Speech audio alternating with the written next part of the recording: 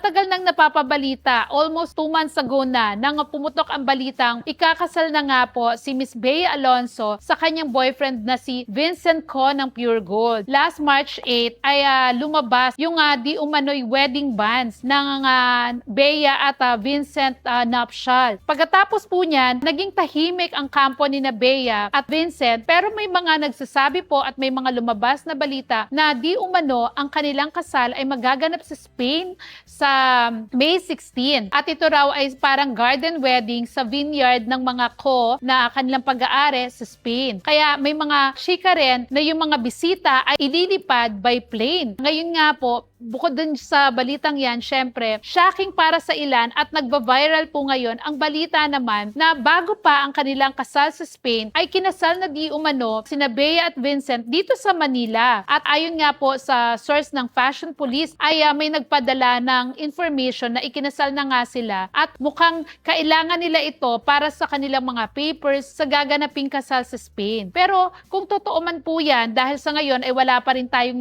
naririnig na anumang sagot o pahayag mula sa kampo ni Bea, wala naman din pong problema kasi nga doon na rin talaga sila papunta at karapatan nila yon. Syempre kilala natin si Vincent na private na tao at hindi naman katulad ni Bea. Kung si Bea lang yan, I'm sure gugustuhin niya na ipamalita sa lahat na ikakasal na siya dahil ang dami rin talagang nag-aabang na finally ay maganap na ang kanyang kasal. Pero syempre kailangan din niyang irespeto yung kanyang mapapangasawa. Kaya sa mga nagtatampo kay Bea kung bakit itinatago niya yung kanyang kasal, hindi naman po sa ganon. Maging happy na lang po tayo kung yun po yung kanilang plano. At for sure, lalabas din naman yan kapag nangyari na. Kahit paano, mag-share din sina Vincent at Bea ng kanilang mga pictures after the wedding. Pero sa ngayon, syempre, gusto muna nilang gawing private ang lahat para hindi nga naman pagkaguluhan. Pero kung totoo nga na nagkaroon na ng secret marriage, 'di ba? At ikinasal na sila dito, baka naman